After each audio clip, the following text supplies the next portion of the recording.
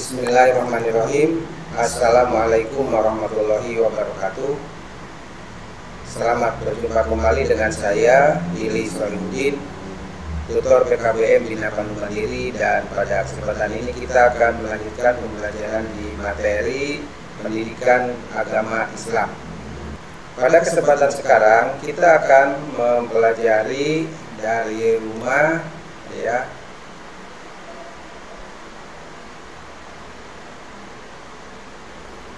tentang strategi dakwah dan perkembangan Islam di Indonesia.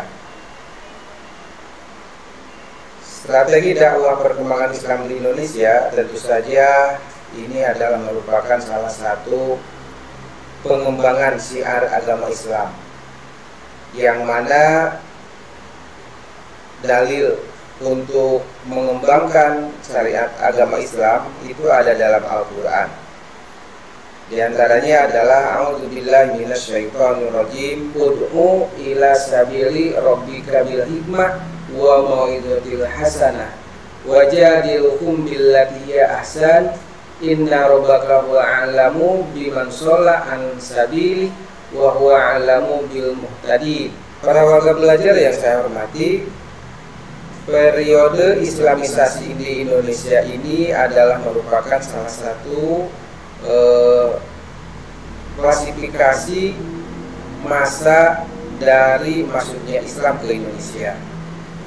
Periode pertama, awal mula kedatangan Islam ke Indonesia, teori Gujarat mengatakan bahwa masuknya Islam ke Indonesia itu adalah pada abad 13 Masehi atau bertepatan dengan abad ke-7 tahun Hijriah. Dan hal ini didukung dengan penemuan arkeologis berupa batu nisan Sultan Malik Saleh di kerajaan Samudra Pasai dan batu nisan Syekh Maulana Malik Ibrahim di Gresik. Nah, dengan demikian maka dapat dijadikan sebagai tonggak sejarah Islam datang ke Indonesia itu pada abad ke-13 Masehi. Selanjutnya, masih dalam periodisasi Islam di Indonesia yang dikatakan oleh teori Persia, yakni Islam masuk ke Indonesia itu pada abad ke-11 atau abad ke-8 Hijriah. Hal ini, teori ini juga didukung oleh dengan beberapa pembuktian berupa penemuan batu nisan yang usianya lebih lama dari yang sebelumnya, yaitu batu nisan Fatimah binti Maimun bin Habibullah. Nah, itu merupakan salah satu bukti bahwa Islam datang ke Indonesia itu sudah ada sejak zaman dahulu.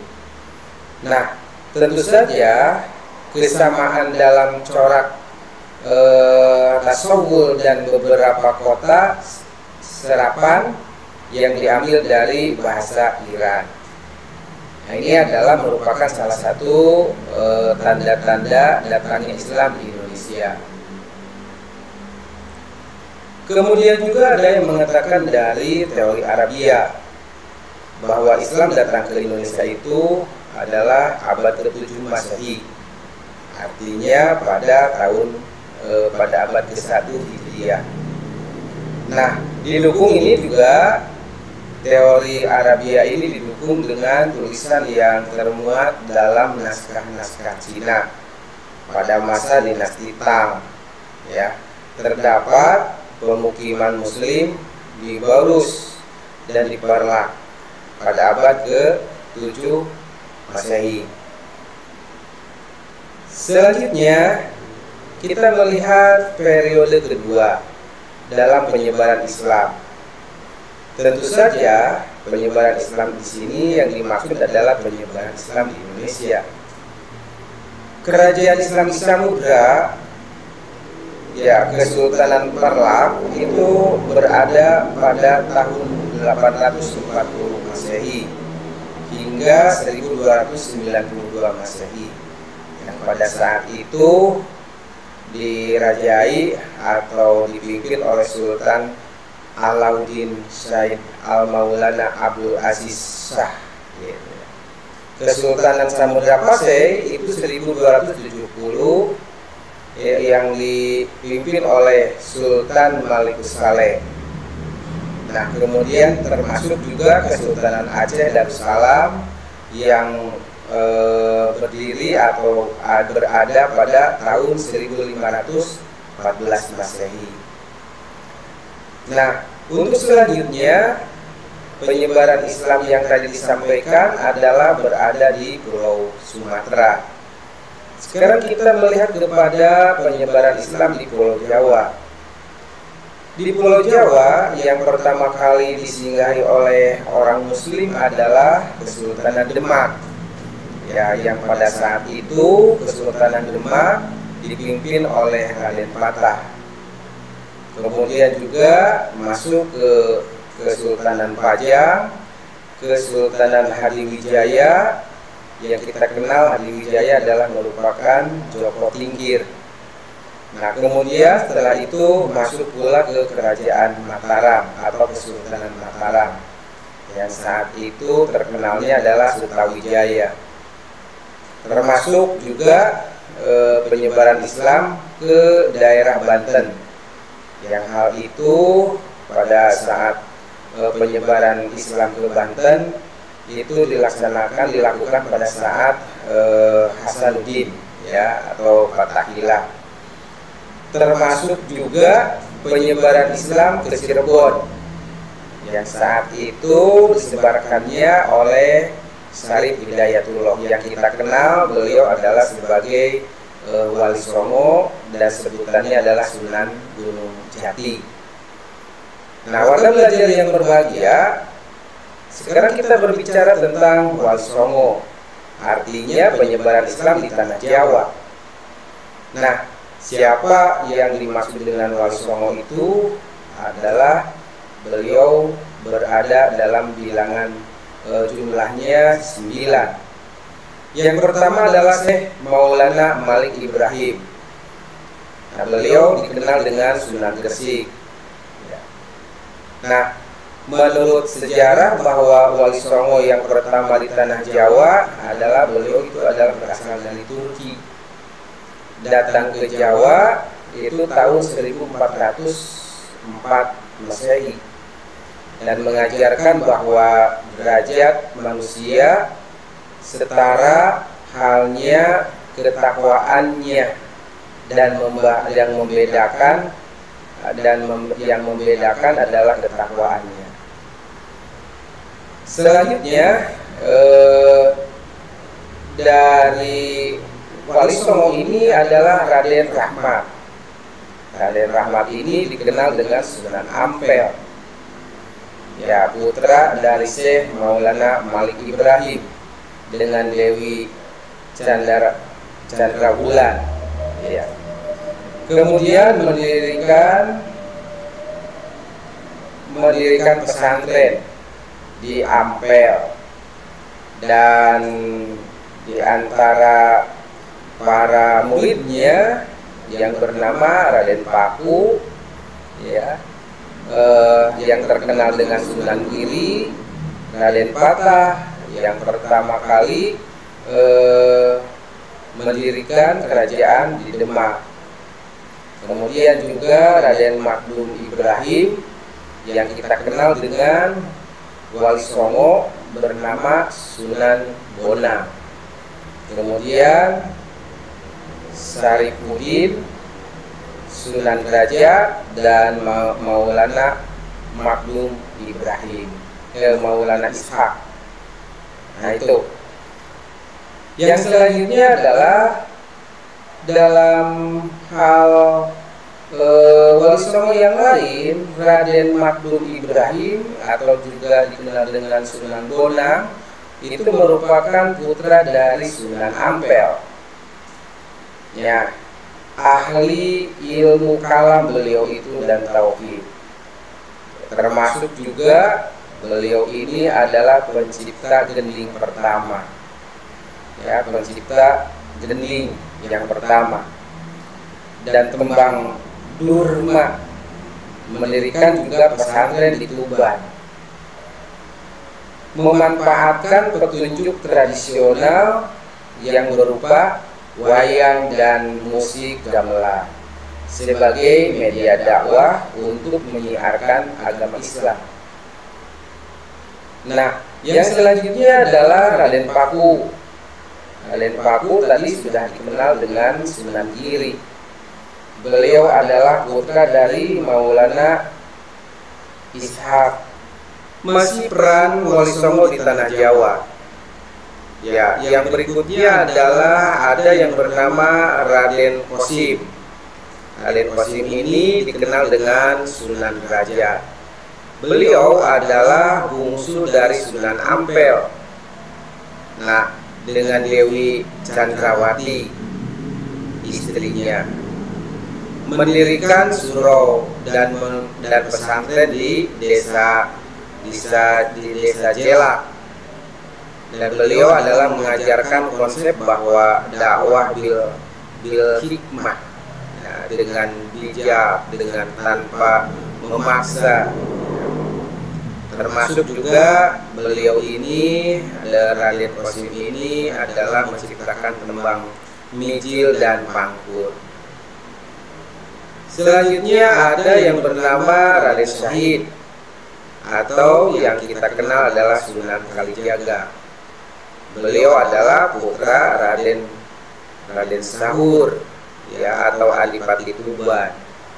Dan beliau juga termasuk adalah salah satu muridnya dari Sunan Bonang.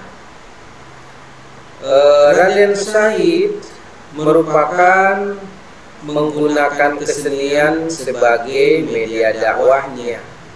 Termasuk juga kesenian di sini adalah wayang, yang di dalamnya ada gamelannya. Nah, selanjutnya adalah yang bernama Ja'far Shadiq. Beliau terkenal dengan Sunan Kudus. Sunan Kudus ini ahli dalam beberapa ilmu, diantaranya ada ilmu fikih, ada ilmu tauhid, ada termasuk ilmu hadis, tafsir, dan lain sebagainya. Beliau itu dijuluki Wali Al-Ilmi.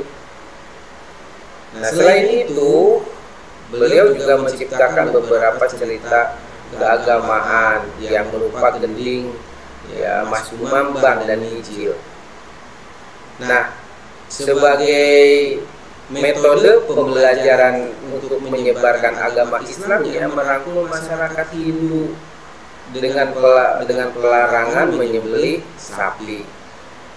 Nah, kita kenal bahwa Masjid Kudus itu hampir mirip dengan bangunan pura, yang gitu ya.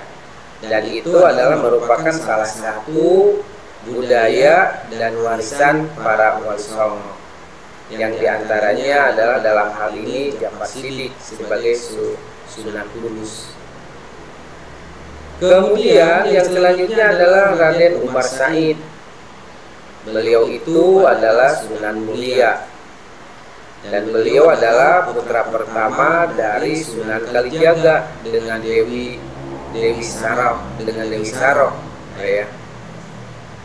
Kemudian dalam hal dakwahnya, Sunan Mulia ini adalah menggunakan alat musik Jawa.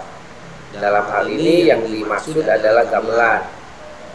Nah, dalam melaksanakan pendakwahannya, ya, beliau menciptakan tembang Sinom, ya, dan Kinanti. Yang selanjutnya, untuk mengisi tradisi Jawa dengan nuansa Islami, beliau cenderung. Nah, selanjutnya masih dalam peran Wali Songo dalam penyebaran Islam di tanah Jawa. Yang kesembilan adalah yang bernama Syarif Hidayatullah. wilayah Jawa Barat mungkin kita sudah mafhum semua, sudah mengerti semua, sudah hafal bahwa beliau itu adalah terkenalnya dengan Sunan Gunung Jati.